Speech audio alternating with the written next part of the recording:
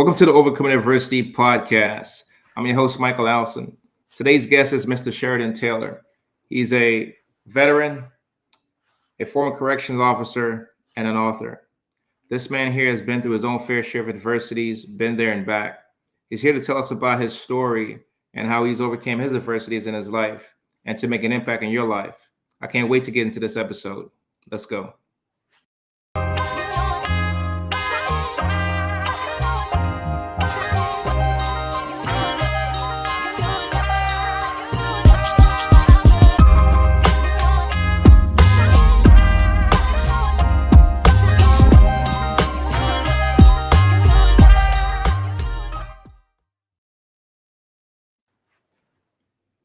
Sheridan, welcome to the Overcoming Adversity podcast, man. Thank you for being a guest here, man. Thank you, brother. Thanks for having me. Absolutely, man. So let's get into it, man. You have such a phenomenal story, and I connected with you on so many different levels.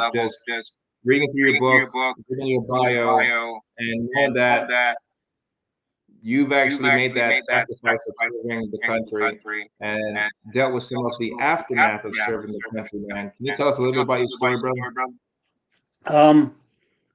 I didn't really. It's almost like I didn't really choose the service. I'm fourth or maybe even fifth, we're not sure. Fourth generation service member. My father's a vet. He's not well. His father was a vet. He wasn't well. And his father, and then my mother's father. And it's just trauma upon trauma, and it's just Wow. every generation has an one. You will not enlist, and then every generation goes, yeah, right. And then we go enlist, right? Like you got your basic training is childhood in my family, Yeah, right? right. Like, it wasn't stand by your bunk inspections quite, but so we just do it, and we pass along a lot of really good stuff. Like the military teaches you a lot of good stuff and teaches you a lot of bad stuff. Right, Teaches right. you a lot of things that just are unwise, unhealthy. So I learned a lot of um, just incorrect information. We'll call it that, right? Because Right. my father, my mother, they're not you know intentionally bad people. They never tried to, then I don't think they ever got together and goes, let's mess this kid up, right? I'm pretty sure their Right, intention was to make me as good as they could and help me. But little things like teaching me to drink at 7. That's not great. That's unwise. right, Children below 7 shouldn't be having alcohol, let alone getting drunk. right. It's just not. It's unwise, folks. If you're doing that, please stop. I learned. But the thing that I did learn that was super helpful, right? Before my service from my parents, I learned in my service, and that carried me through was I learned perseverance, right? You never quit. You never quit, right? So I never quit when I was in the service, and then afterwards when I was struggling, the only thing I quit was alcohol, right? I didn't Right. quit. I didn't quit on me. Thought about it, you know. I I almost checked out a couple times. Thought about Let's it, right? But let's talk a little bit about that. So, if you can, man, tell us a little bit about your service. So, what did you do while you were in, and what were some of the things that you experienced while you were in? well, I was in the infantry in the Canadian Army. Our entire military is about the same size. They're a little smaller than your Marine Corps, Mhm. but I served a couple tours in Bosnia. Served a couple tours in Afghanistan. Um, I served uh, with my heroes. When I was a kid, I always wanted to. I was going to grow up. I was going to be a paratrooper and a commando. Right. I read all the Sergeant Rock comic books, and I watched all the John Wayne movies, and son of a gun, I made it. I got to. The proudest day of my life was the day that my corporal which is a little different, higher rank than your corporals in our army, referred to me as Trooper Taylor, not Private Taylor, because it's I'd made it as a paratrooper at that point, you know. So I got to see some pretty amazing things and serve with some of the best men in the world. But I also learned some bad stuff. I learned my lessons of in our army. We learned um, we learned how to drink. We learned how to fight. We learned how to not feel. We learned how to push our emotions down and suppress them as long as they could be. Um, I didn't see a lot of really horrible stuff in Bosnia, and I didn't see a lot of real awful things in Afghanistan. I was pretty fortunate in a lot of ways. I lost some friends. Um, but My injuries are more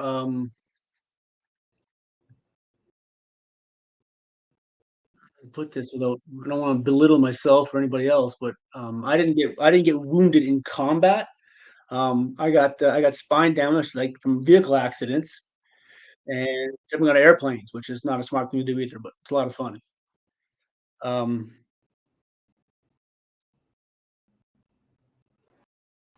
yeah, the firefights didn't bother me. It was it was I really I liked fighting. I liked the action. I liked the combat. But for me to have this thing that I enjoyed so much, it meant that the population around me had to suffer from war. Right. So, you know, me, my buddies, even the enemy, we all agree. We got together. We agreed. Okay, we're gonna do this shit. It's gonna suck, but we're gonna kick your asses. We both agreed that. But these little kids and the critters, the dogs and the horses, and the old people around us in the villages and in the cities like in Canada, they never agreed. You know, nobody asked them what they thought. So that messed with me a lot, man. You know, the kids messed with me. I was going to Seeing ask kids. you. I was going to ask you. Follow One that served in seen, you know, wars, what wars like like ones that you learned from those in. those in.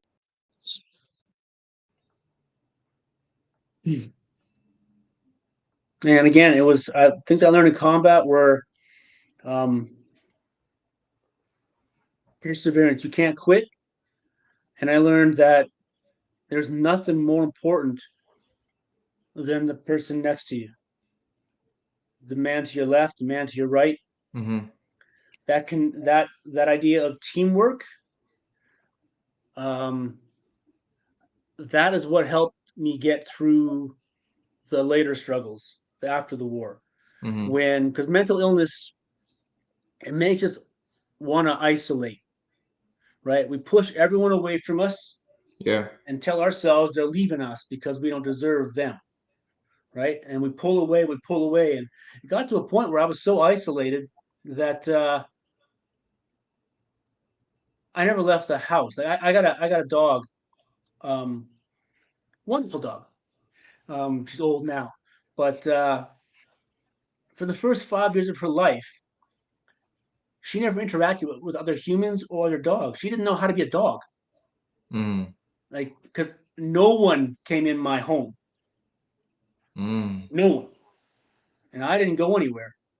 So Gracie, she was like 6 years old, and she started meeting people for the first time. She was freaked out, man. Like, so she didn't know how. Like when my first wife died, um, I'd been such a shut in. Like I would put my uniform on, I would go to work, and I would come home.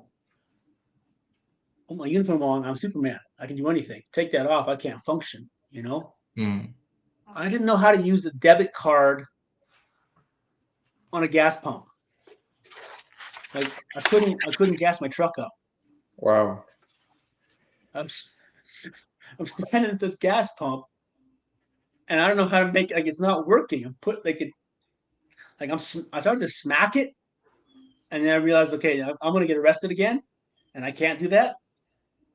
So I just got in my truck and I drove and I parked it in my driveway and I had to call somebody and ask them how to gas my truck up. That's how Wow. bad I isolated. So when I started reaching out, when I started to get that connection, because we're a mammalian group species, humans Yeah. are, right? Like we are wired for connection on a genetic level, right? Like now that's why when you hold somebody's hand for 10 seconds, you feel good because your brain's releasing serotonin, oxytocin, right? We're supposed to be in connection, physical connection, close proximity. Like something bad happens, the first thing everybody does is look around at everybody else. Like, is everybody else seeing what I'm seeing? Is everybody else feeling what I'm feeling? Is everybody else scared? Because I'm shitting bricks here, right? Like, or whatever, right? Like, that's right. Is because nobody else is? Something's wrong with me, right? So I learned from combat. The things I learned most are you never quit, because if you quit, that's the only way you're gonna win, or the only way you're gonna lose for sure. The only way you know you're gonna lose is if you quit. If you quit. And I learned that. Go ahead, Mr. Allison. I was gonna say, when I transitioned out of the service, I struggled when it came to connecting to civilians and trying to get a job. And when I got out, it was in 2007, and there was a big stigma around mental health. So I avoided anything that tied to mental health when it came to either employment, when it came to getting any help, interacting with people. And I struggled with that for like, I want to say a solid 5 to 6 years. And I just bottled in emotions, feelings, thoughts, and anything that was going on to the point no one knew what was going on with me internally. It sounds like when you transition, you may have struggled a good bit with adapting to your circumstances, your surroundings, and stuff like that. Can you talk a little bit about when you transitioned out of the service? Did you have any expectation of what it was going to be like, or was there any assistance with that? Because I believe you shared that it was through medical reasons you got out of the service. So maybe not on your terms that when you enlisted into the service. Can you talk a little bit about that transition? What was like for you? My transition from the military was well, I was already like I was crazy, man. I was crazy. I pretty much tapped out all of the resilience I had. I didn't know what that word was back then, but like I didn't have anything. I didn't have anything in the tank left, and I didn't know that. I didn't know that I was maxed out because I didn't know you could. And so I was being medically released. I didn't voluntarily leave. I got fired, Right. and I got fired for being broken. Is how I looked at it. Right. I got kicked out. My family dumped me. That's how that felt.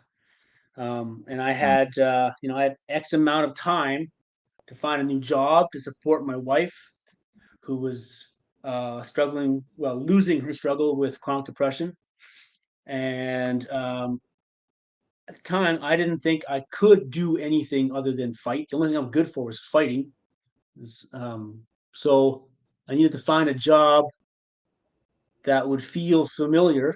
So I started applying to law enforcement agencies and correction agencies up here, and I settled on one for um, the province of Alberta. I wasn't picked up by some police forces because well I was clearly unwell and should be armed in public, um, and so I settled with corrections for the province of Alberta, and I figured it'd be just like going to the army, right? It's uniform, it's paramilitary, it's all exactly the same. It wasn't anything like the same, and that transition, well, I'm trying to maintain this idea of what I have of how you're supposed to function in uniform and what professionalism means to me, but how it translates from their perspective. I didn't transition well, and then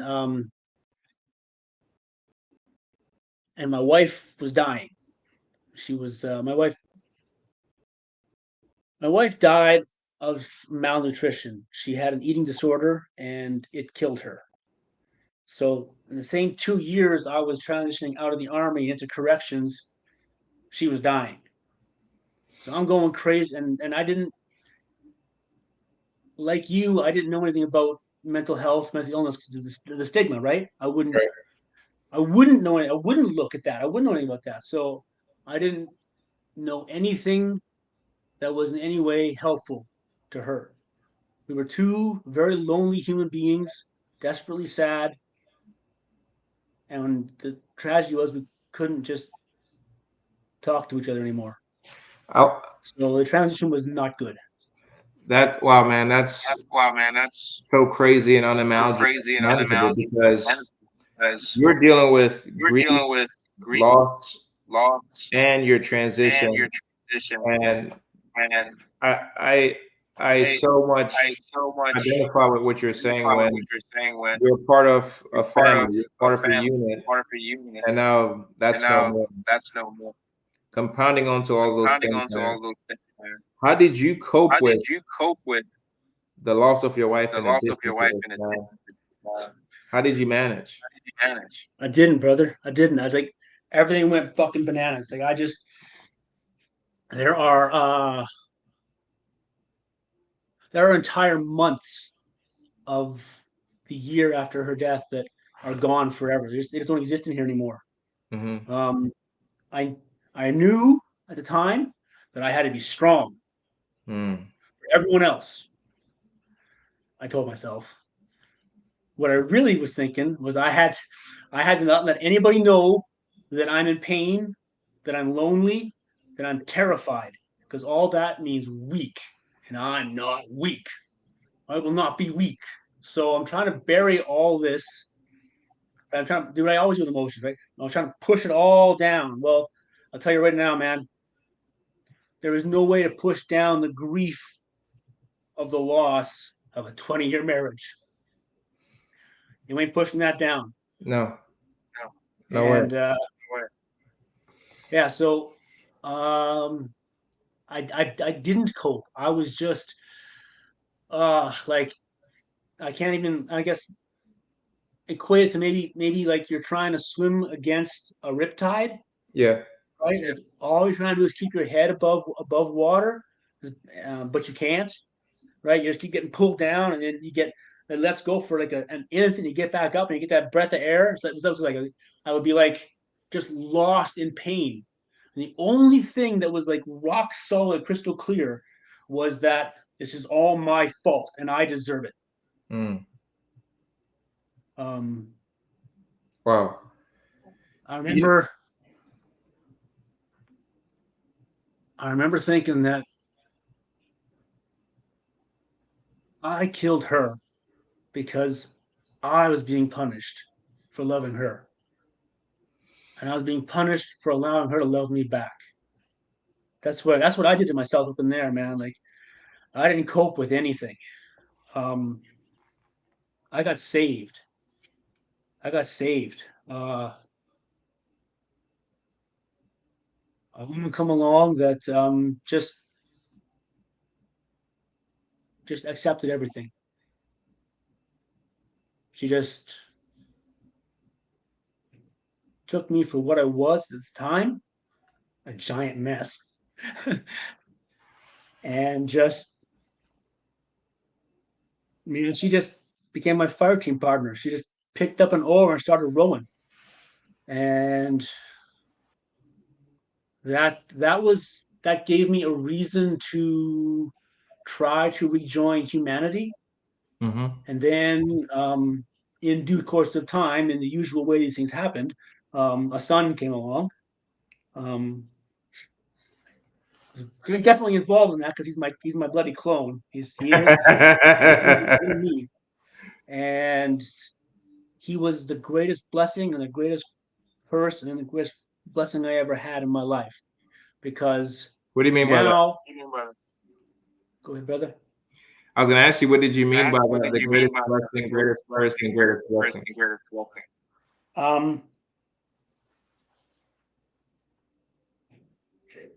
he taught me what love really is. Like Mm. what, because love is unconditional. Real love is unconditional.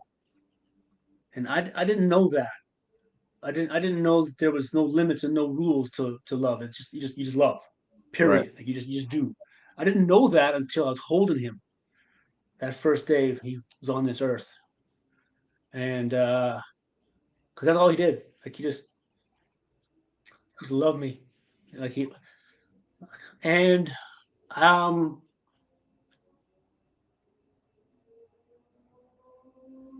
I didn't understand what needing another person really was, because that's not how my family worked.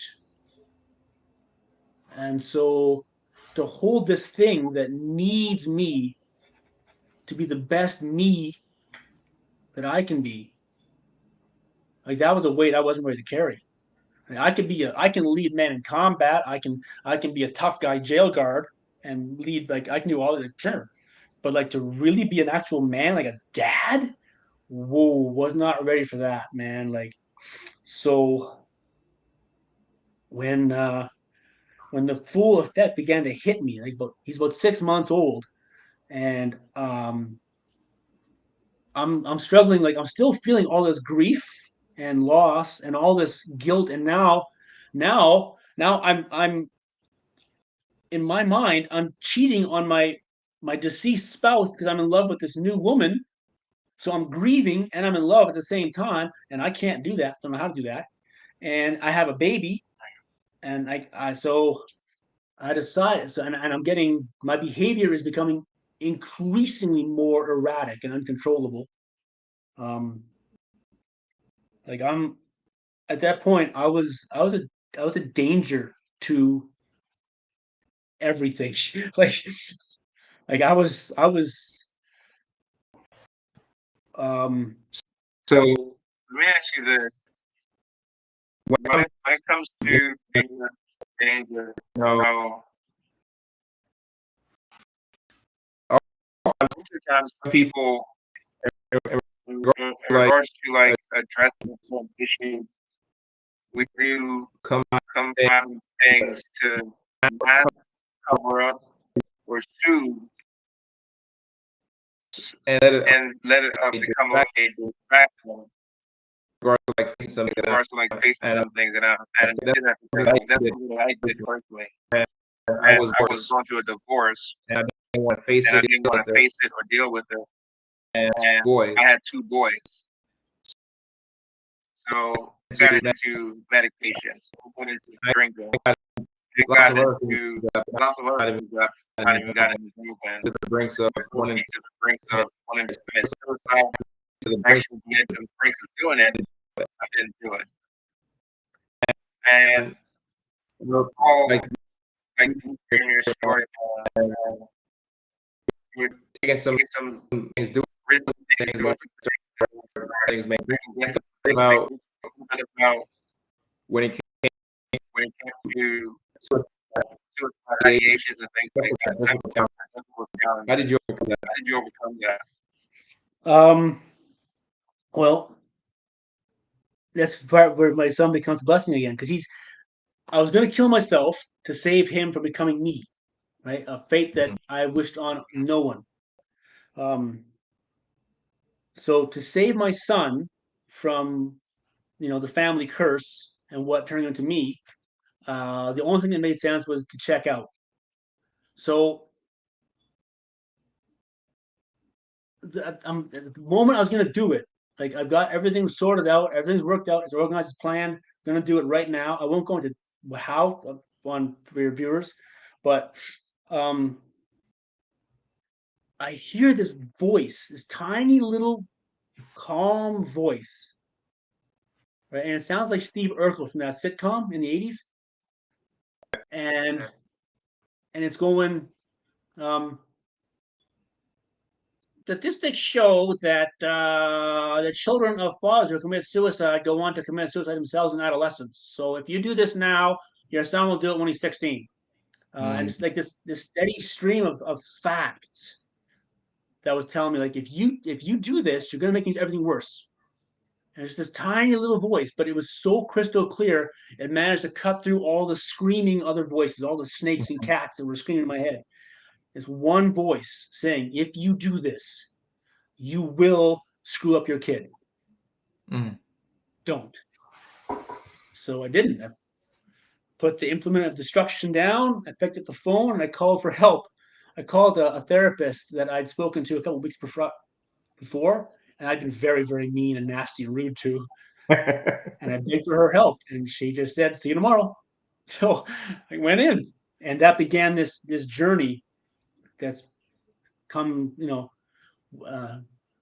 full circle. And I began to make these tell me equations. about that journey, man. Tell me about that journey of transformation, of coming Oh, from dude. what you've been through to now you're able to at least be vulnerable and transparent and talk about your story. What was that journey like?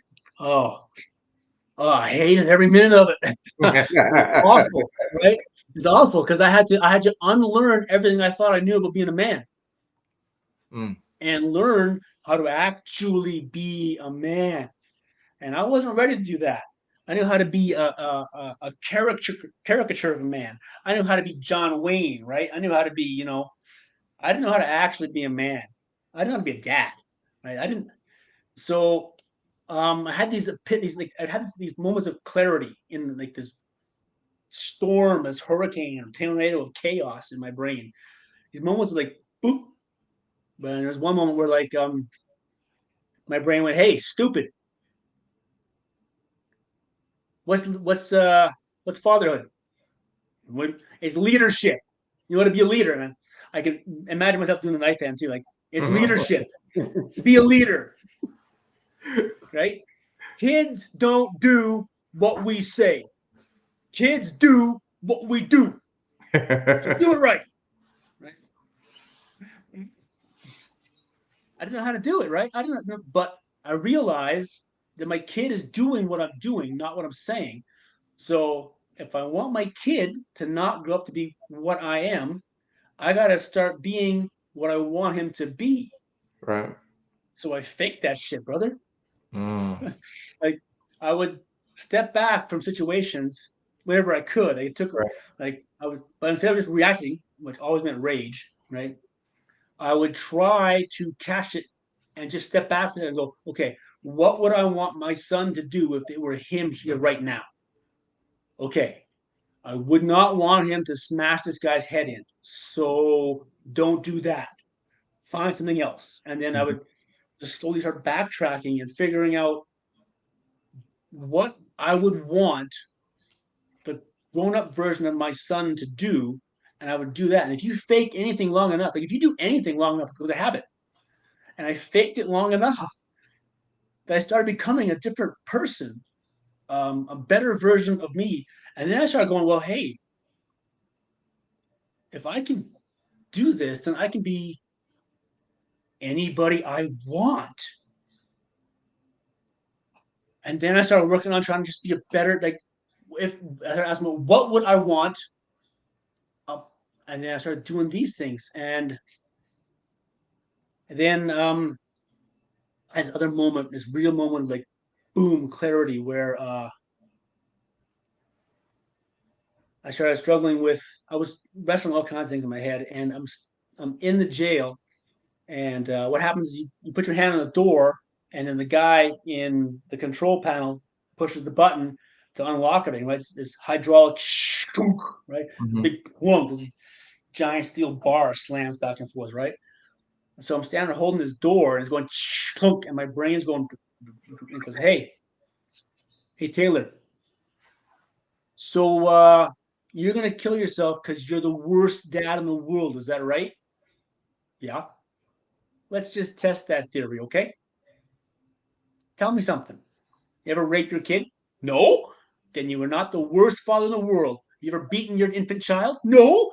Then you are not the worst father in the world. You're the second worst father in the world. Have you ever, like, just this whole list of horrible things, right? Yeah. And of course, like the answer is no, no, no, no, right? Okay, so clearly you're not the worst father in the world. So your theory is wrong, It's wrong. right? And then it goes, hey, Taylor, did you or did you not read 7 books on parenting back to back when you found out you were going to be a dad? I'd answer yes, because I'm not a liar. I'm many things, I never lie. And so my brain goes, well, then, that means you are trying to be a good dad, isn't it? Yeah. So let me ask you this. If you were a shitty dad, would you care you were a shitty dad? Right? My brain just like kicked its own ass. Mm-hmm. And it goes, yeah, that's right. Because you're trying your best, not doing a good job, but you're trying your best to be a good dad. By definition, you're a good dad. You're good dad. Right? So that was the part where, sorry, go ahead, brother. recognizing that, right? And you come from a family of veteran dads, veteran fathers. And when you have that perspective, how did that resonate with you thinking about you as a kid growing up? And what was it like, or what it could have been like if they had that epiphany moment? You know, have you ever given that a thought? Like, Yeah. I mean, I spent a lot of time really like a lot of hostility towards my father, a lot of negative thoughts about him and his father, right? But then I started looking at it from the different perspective, mm-hmm, right? As a dad, right? If I started to look at it like, what did he have available? You know, what were his intentions, right? mm-hmm, Trying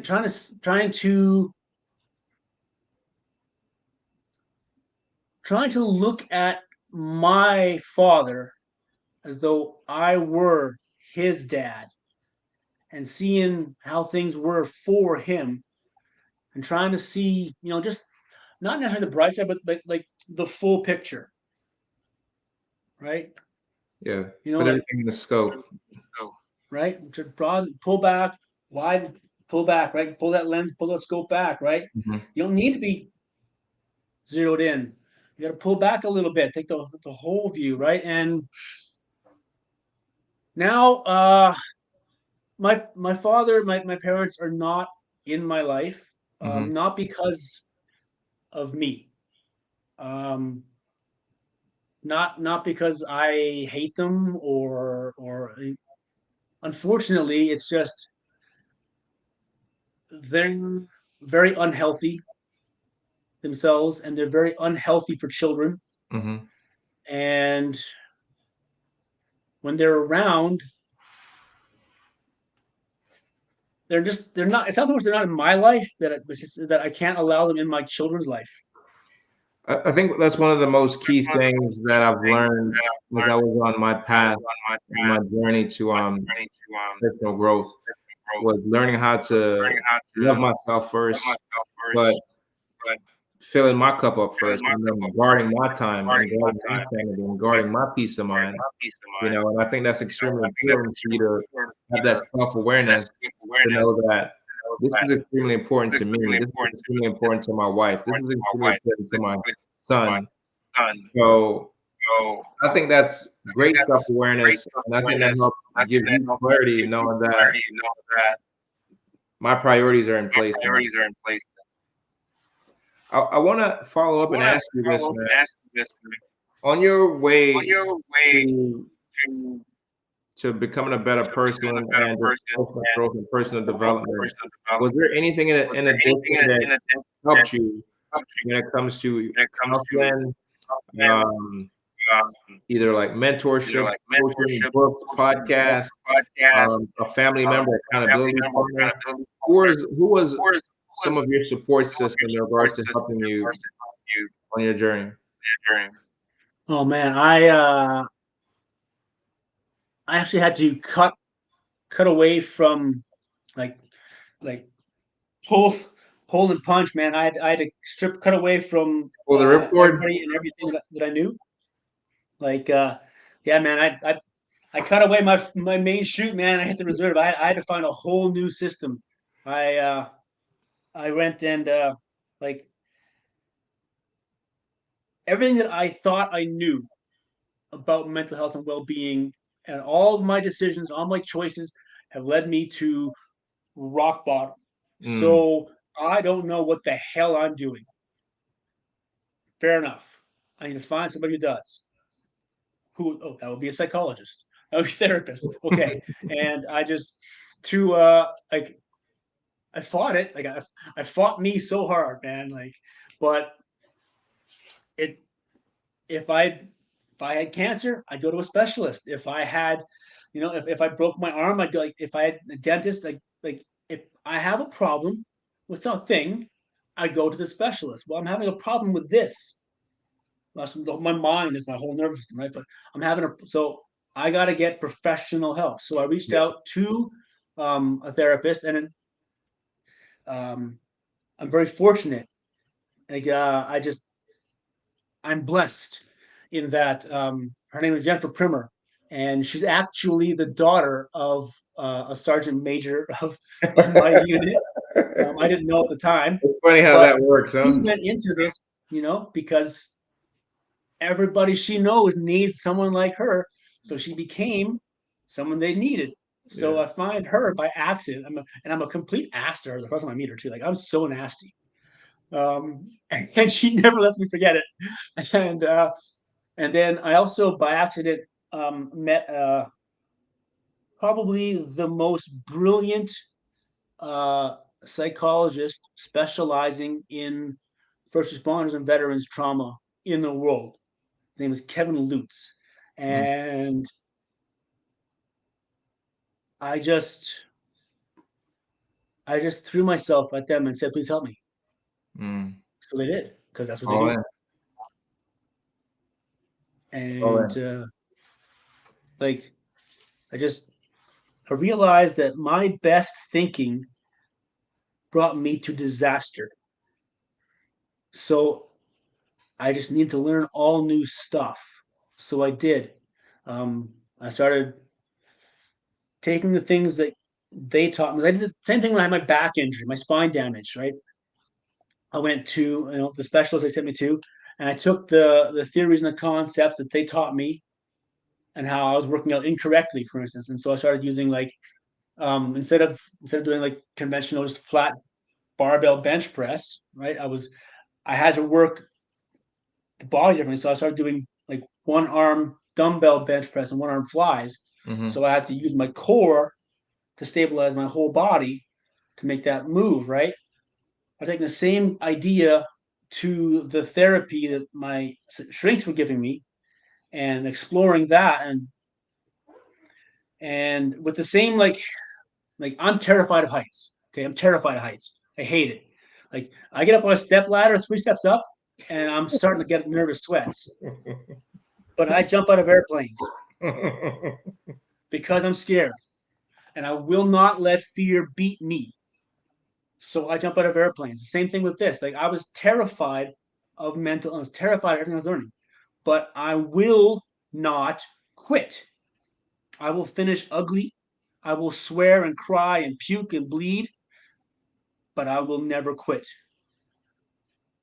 Wow. So on your journey, On your man, journey, you man, decided to write a you book, decided to write a book, and and I love the title of the I love book, the title of the book. and it speaks It to speaks to your story your story, and your character, man. your character, Man, man. tell us a little bit You can about tell us a your little bit book, about your book, and for and the listeners that's listening, what could they listen, expect what if can there's they a expect copy of your book? out of your book? Okay. Well, the book was an accident, honestly. I was writing a bunch of posts on social media at the time.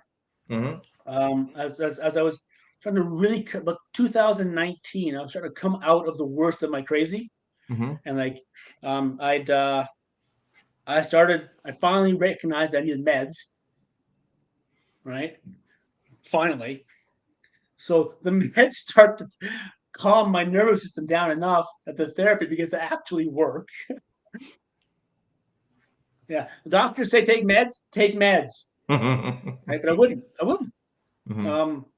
So I did, and then so I'm stabilizing in 2019 or so, and enough that I went back to the university for crying out loud. But I'm putting these posts on social media about my struggles and my journey because I needed, and I still do, to erase stigma, man. Like Yeah. I'm trying to keep it clean. I don't want to swear so much, man, but because there are all these junior officers in the province of Alberta that I trained Mhm. as an instructor at our academy. All these young, like just babies, man, like in their early 20s, like just kids, you know. And I taught them all the wrong shit. I passed on my Mhm. trauma, and I infected them with that, you know. So Wow. I need to correct that. So I started talking openly about my struggles on social media with them, like everywhere, all the time, just so that they would recognize that, you know what, it's okay to talk about this and get some help if I'm right. And so I'm doing the social media posts, but I'm also like people are contacting me, right, emails and stuff, asking for advice, and so I'm also writing these letters to people that I know about what I'm learning and how to fix my shit. And I'm writing these emails to my sons who were like 19. They were 1 and 3 at the time for them Mhm. to read when they're old enough because they have accounts, right? Just um, hoping that you know they'll understand why Daddy was the way he was, why he is the way he is, and how to not end up going down the same path. And so my wife says, "That's a book. Mm. Write the book." And I said, "No," because I'm a deeply introverted man, and I hate attention. And so here we are. And but she says, "Write the book." So I says, "Yes, dear." And I wrote wrote the book. Put it in because the three streams all flow into the same river. And then the publisher says, "Well, you need to add this little bit in here." So it's twice as long as I wanted it to be, but it's it's just me talking.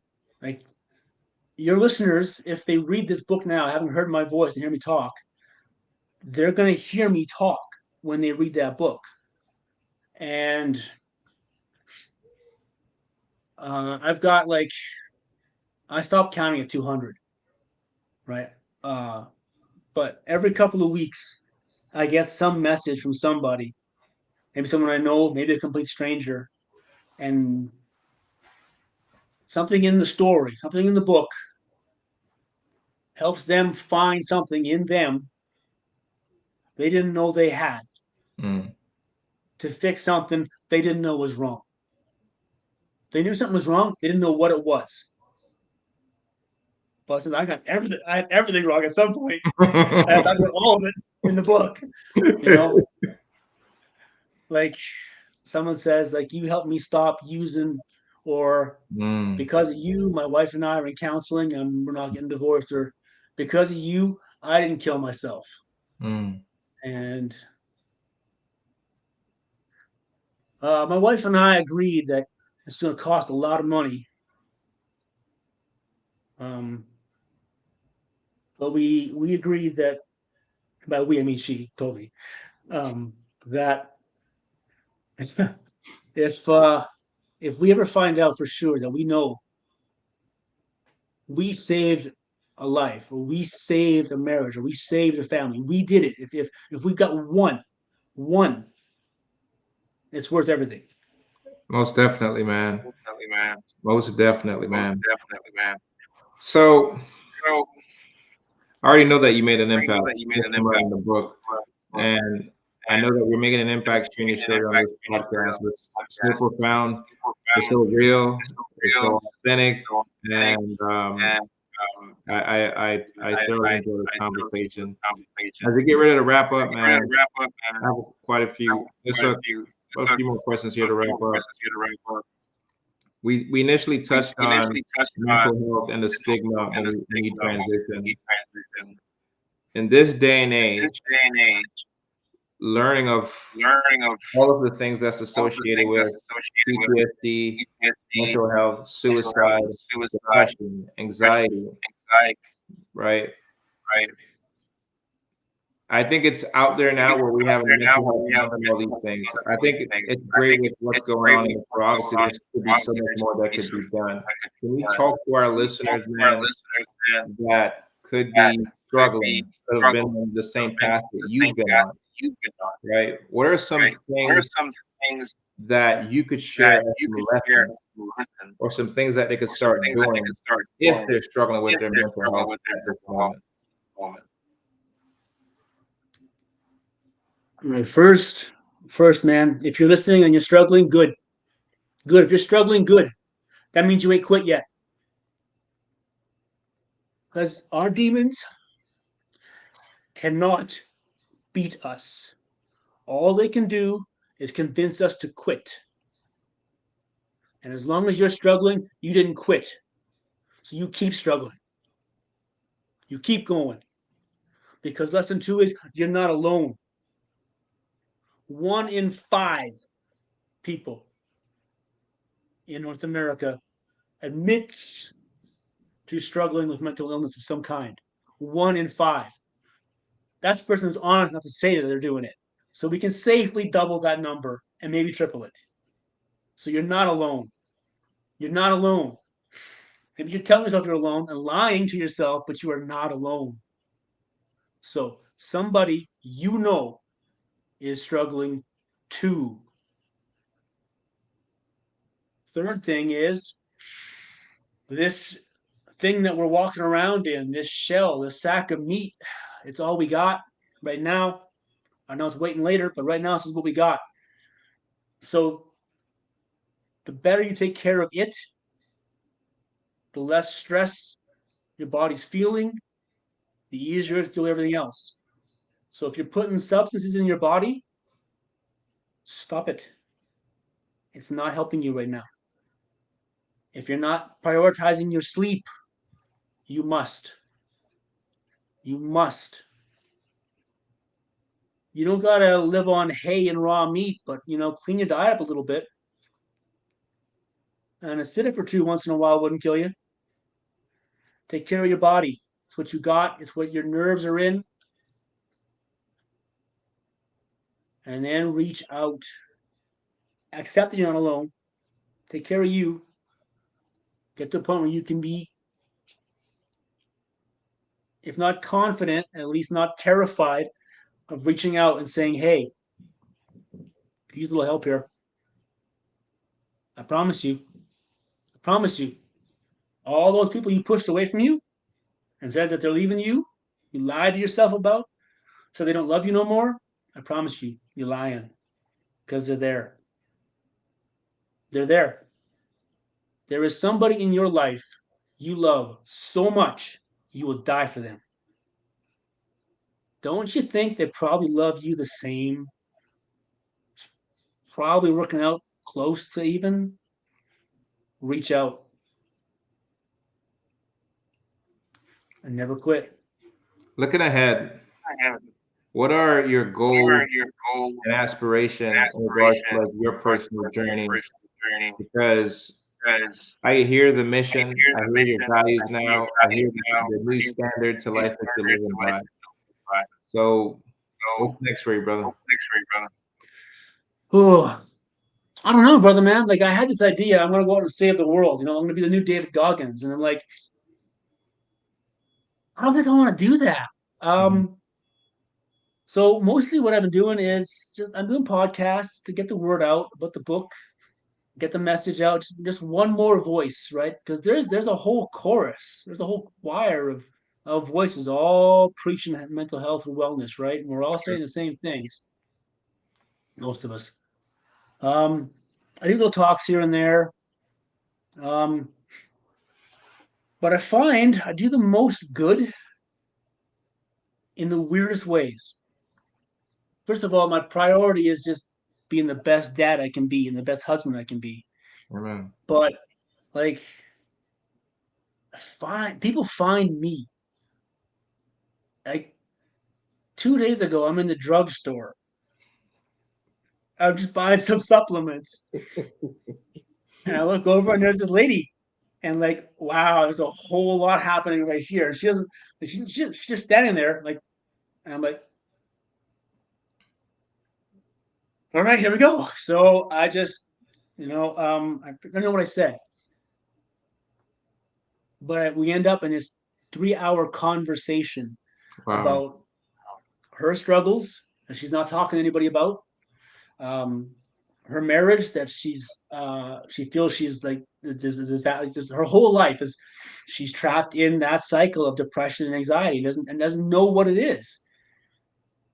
So I have a 3 hour talk with this lady in the drugstore in the supplements aisle about suicide and mental. How ironic. Like I'm the Forrest Gump of PTSD in Alberta, in Canada, man. Like everywhere I go, I find somebody that needs some help, and Oh it man. just happens. I'm Forrest Gump of PTSD. Hey man, as we get ready to wrap up, man, I just want to tell you, brother, thank you so much for your vulnerability, authenticity, and transparency, man. I'm involved a good bit in the veteran community, and I used to volunteer at the VA hospital here in South Florida for about a year. And I hear a lot of stories, and to see that you're still here, never quitting, and still spreading the word. I applaud you, brother. I applaud you, man. Thank you, sir. I Thank you very appreciate much. it. Before we get out of here, man, you can leave us with some last words. And if anybody wanted to book you on their podcast, book you for a speaking engagement, how can they get a hold of you? The best way to get a hold of me is through a friend of mine made a website for me and told me I had to use it, so I do. Yeah, it's just SheridanTaylor.ca, not .com, .ca, SheridanTaylor.ca, and you can reach me through there. Um, my email address is just Sheridan_Taylor@hotmail.com because I have no imagination. And if anybody needs me for anything, really, like speaking engagements or just just need me to come have a bloody coffee, like reach out. I'll come running. And lasting words of wisdom, jeez, I don't know, man. Just whoever you are, you're worth it.